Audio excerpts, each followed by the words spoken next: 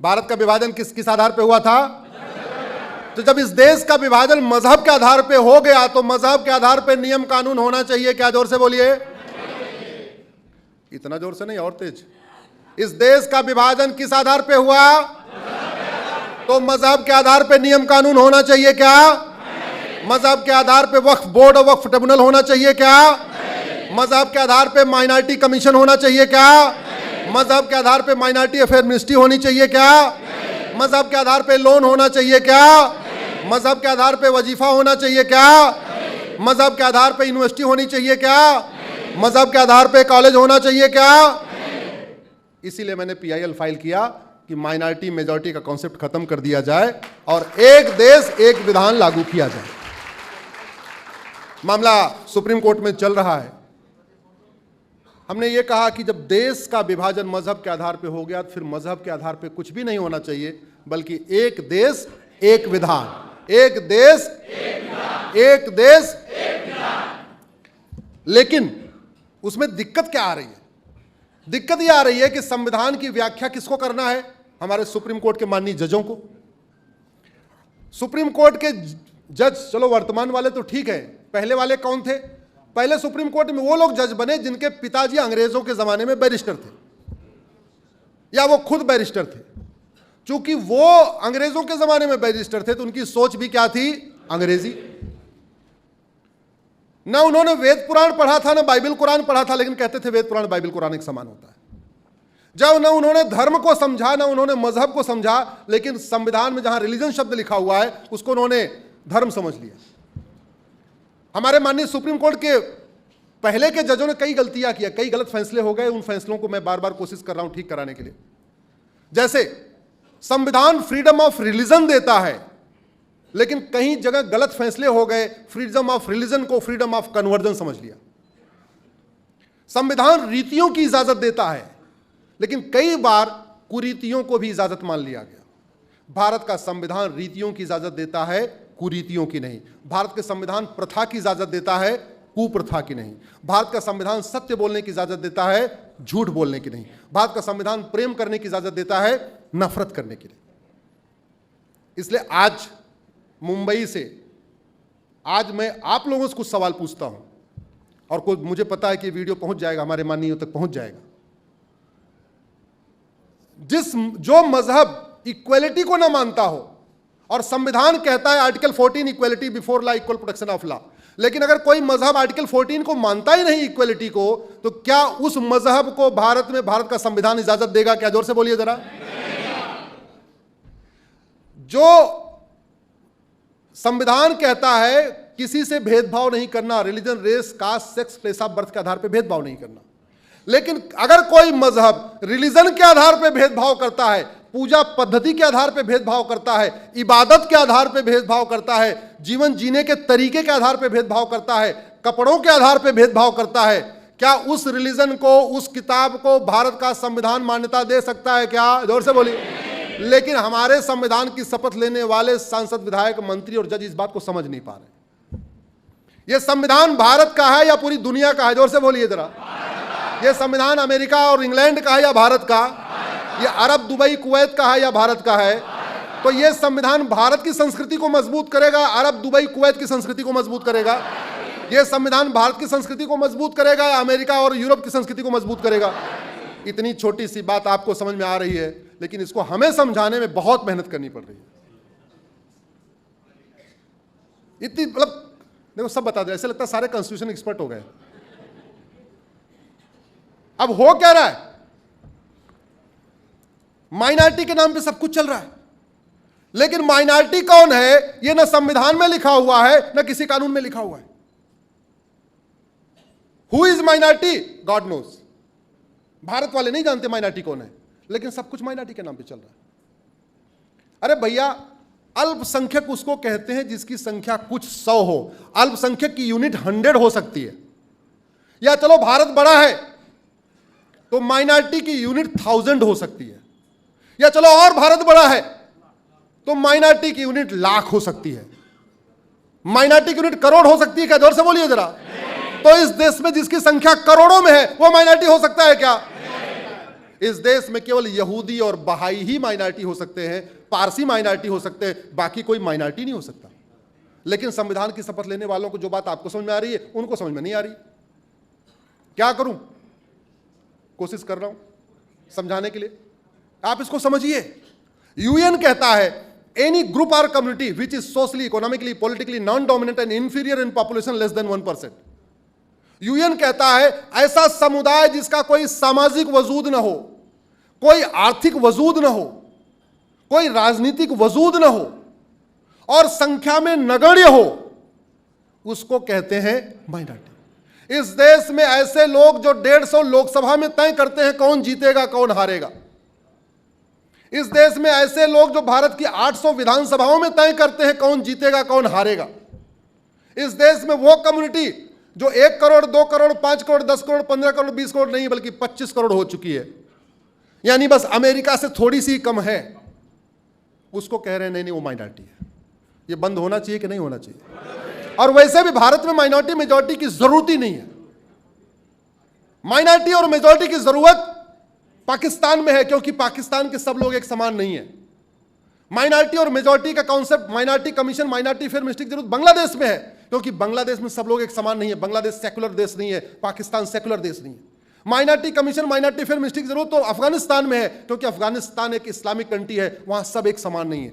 भारत में जहां सब लोग एक समान है, equality before law, equal protection of law, article 14, 15, 19, बोलने का अधिकार, भोजन का अधिकार, घूमने का अधिकार, टहलने का अधिकार, व्यापार का अधिकार, हर चीज की स्वतंत्रता, सबको एक समान है। फिर इस देश में माइनॉरिटी मेजॉरिटी की जरूरत है क्या? सबसे बड़ा ब्लंडर तो आर्टिकल 25 से आर्टिकल 30 की व्याख्या में किया। किसी ने आर्टिकल 30 की आवाज दिया था, इसलिए मैंने अच्छा याद दिला दिया उन्होंने। हाँ, भारत के संविधान का आर्टिकल 30 कहता है कि जो रिलीजियस माइनॉरिटी है, जो लिंग्विस्टिक माइनॉरिटी है, जो भाषा के आधार पे बहुत कम है या मजहब के आधार पे बहुत कम है, उनको स्कूल खोलने का अधिकार है, यह कहता है संविधान। लेकिन संविधान की पढ़ने वालों ने पता नहीं कौन सा चश्मा पहना, भारत का चश्मा था या अरब का चश्मा था, भारत का चश्मा था या अमेरिका का चश्मा था, कम से कम भारत का तो नहीं था। उन्होंने आर्टिकल 30 में बहुत बड़ा ब्लंडर कर दिया। ब्लंडर क्या किया? आर्टिकल 30 कहता है रिलीजियस माइनॉरिटी, तो रिलीजियस माइनॉरिटी का मतलब पहले तो यह तय हो जाए कि ये माइनॉरिटी किस लेवल पे देखी जाएगी, नेशनल लेवल पे देखी जाएगी, स्टेट लेवल पे देखी जाएगी या डिस्ट्रिक्ट लेवल पे देखी जाएगी। पहले तो आपको यूनिट तय करनी पड़ेगी। दूसरा, परसेंटेज क्या होगा, संख्या क्या होगी, और तीसरा, केवल भारत के जो रिलीजन है उसमें माइनॉरिटी मेजॉरिटी देखा जाएगा या पूरी दुनिया में देखा जाएगा? अगर पूरी दुनिया में देखा जाएगा तो दुनिया में तो 1100 रिलीजन है, तो फिर तो 1100 माइनॉरिटी होनी चाहिए भारत में, अगर रिलीजन के आधार पर माइनॉरिटी देखना है। अगर लैंग्वेज के आधार पर देखना है तो भारत में दुनिया में 6,500 भाषाएं बोली जाती हैं और उसमें से लगभग 400 भाषा भारत में बोली जाती है, फिर तो 400 लिंग्विस्टिक माइनॉरिटी हो गए, और जो 1100 रिलीजन है उसमें से लगभग 100 रिलीजन भारत में रहते हैं, 100 रिलीजियस माइनॉरिटी हो गए। अरे भैया, अगर लिंग्विस्टिक माइनॉरिटी देखना है तो भारत के अंदर देखा जाएगा। अगर तमिलनाडु में कोई गैर तमिल है, उसकी संख्या कम है, उसको लिंग्विस्टिक माइनॉरिटी मान लेंगे। महाराष्ट्र में कोई ऐसा है जो मराठी नहीं बोल पा रहा है, वो लिंग्विस्टिक माइनॉरिटी हो गया। कर्नाटक में जो कन्नड़ नहीं बोल पा रहा है, वो लिंग्विस्टिक माइनॉरिटी हो गया। ऐसे ही लैंग्वेज, रिलीजन के आधार पर अगर आपको देखना है, अगर रिलीजन के आधार पर देखना है तो जो भारत के रिलीजन जो इक्वलिटी को मानते हैं, जस्टिस को मानते हैं, वसुधैव कुटुंबकम को मानते हैं, यूनिवर्सल फ्रेटर्निटी को मानते हैं, जैसे जैनिज्म, बुद्धिज्म, सिखिज्म, उनमें से आप आइडेंटिफाई कर सकते हैं। जो विदेशी रिलीजन है, जो भारत के संविधान को नहीं मानता, भारत की प्रियम्बल में लिखा हुआ लिबर्टी ऑफ थॉट, विदेशी रिलीजन लिबर्टी ऑफ थॉट देता है क्या? जोर से बोलिए जरा। भारत के प्रियम्बल में लिखा हुआ लिबर्टी ऑफ बिलीफ, विदेशी रिलीजन लिबर्टी ऑफ बिलीफ देता है क्या? जोर से बोलिए। भारत के कॉन्स्टिट्यूशन के प्रियम्बल में लिखा हुआ है लिबर्टी ऑफ वर्शिप, विदेशी रिलीजन लिबर्टी ऑफ वर्शिप देता है क्या? नहीं। वो कहता है जैसे मैं इबादत करता हूं ऐसे ही करना पड़ेगा, मैं जो किताब पढ़ता हूं इसी किताब को सच मानना पड़ेगा। आप उस किताब के ऊपर बहस भी नहीं कर सकते, उस किताब के ऊपर आप डिस्कशन नहीं कर सकते। जो लिबर्टी ऑफ थॉट छीन लेता है, लिबर्टी ऑफ बिलीफ छीन लेता है, लिबर्टी ऑफ वर्शिप छीन लेता है, आपकी सोचने की स्वतंत्रता छीन लेता है, आपको वस्त्र की स्वतंत्रता छीन लेता है, आपको मेकअप करने की स्वतंत्रता छीन लेता है, आपकी सारी आजादी छीन लेता है, आपको त्योहार मनाने की फ्रीडम छीन लेता है। क्या ऐसे रिलीजन को भारत में आप माइनॉरिटी का दर्जा देंगे क्या? और अगर ऐसा देंगे तो फिर भारत का आप विनाश कर रहे हैं। हिरन और भेड़िया एक समान होता है क्या? जोर से बोलिए जरा। ये बात आपको समझ में आ रही है? हमारे संविधान की शपथ लेने वाले सांसदों, विधायकों, मंत्रियों और जजों को समझ में नहीं आ रही है। वो कह रहे हैं article 14 equality before law, equal protection of law. इसका मतलब जितना राशन पानी भेड़िए हिरन को देना है उतना ही राशन पानी भेड़िए को देना है। नतीजा क्या होगा? भेड़िया मतलब, और बाद में किसको खाएगा? हिरन को खाएगा। क्या बबूल और आम एक समान होते हैं क्या? लेकिन संविधान की शपथ लेने वाले कह रहे हैं बबूल भी ट्री है, आम भी ट्री है, equality before law, equal protection of law. जितना खाद पानी आप आम को दे रहे हो उतने खाद पानी बबूल को दो। बाद में नतीजा क्या होगा? पहले बबूल का छोटा छोटा कांटा था, खाद पानी पाके बबूल का। और याद रखिएगा, बबूल और आम एक जगह का आपको पूरी दुनिया में कहीं दिख ही नहीं सकते। या तो आम होता है या तो बबूल होता है। आम के बगल में बबूल लगाएंगे तो भी आम सूख जाएगा, बबूल के बगल में आम लगाएंगे तो भी आम सूखेगा। आम और बबूल एक साथ सर्वाइव नहीं कर सकते। लकड़बग्घा और गाय, लकड़बग्घे के बगल में गाय बांध दीजिए, गाय के बगल में लकड़बग्घा बांध दीजिए, 5 साल 2 दिन के बाद कौन बचेगा वहां? जोर से बोलिए। हिरन और भेड़िया एक बगल में बांध दीजिए, 5 घंटे के बाद वहां कौन बचेगा? इतनी छोटी सी बात हमारे संविधान की शपथ लेने वाले समझ नहीं पा रहे। केवल और केवल जबरदस्ती अपने आप को बड़ा टैलेंटेड समझते हैं, लेकिन बेसिक ग्राउंड रियलिटी समझ नहीं पा रहे। आर्टिकल 30 को मैं फिर से एक्सप्लेन कर दूं। आर्टिकल 30 एजुकेशन इंस्टीट्यूशन खोलने की इजाजत देता है, सेकुलर एजुकेशन इंस्टीट्यूशन खोलने की इजाजत देता है, रिलीजियस एजुकेशन खोलने की नहीं देता। आर्टिकल 30 की अब तक गलत व्याख्या होती रही है। आर्टिकल 30 कहता है जो भारत में एकदम कम है, संख्या में नगण्य है, चाहे वो मजहबी आधार पे चाहे वो लैंग्वेज के आधार पे, वो भी एजुकेशन इंस्टीट्यूशन खोल सकता है। यानी इंजीनियरिंग कॉलेज खोल लो, लॉ कॉलेज खोल लो, मेडिकल कॉलेज खोल लो, यूनिवर्सिटी खोल लो, बीए बीएससी कॉलेज खोल लो। वो मदरसा खोलने की इजाजत नहीं देता, वो मिशनरी स्कूल खोलने की इजाजत नहीं देता। इसलिए आर्टिकल 30 से पहले हमारे संविधान निर्माताओं ने 2 और आर्टिकल डाल दिया जिसपे आज तक कभी चर्चा ही नहीं होती है। पहले आर्टिकल 27 में कहा कि मजहब को प्रमोट करने के लिए सरकार 1 रुपए खर्च नहीं करेगी। आर्टिकल 27 में लिखा हुआ है। धर्म को प्रमोट करने पर रोक नहीं लगाई। संविधान में कहीं नहीं लिखा हुआ है धर्म को प्रमोट सरकार नहीं करेगी। रोक किस पे लगाई? जोर से बोलिए। मजहब को।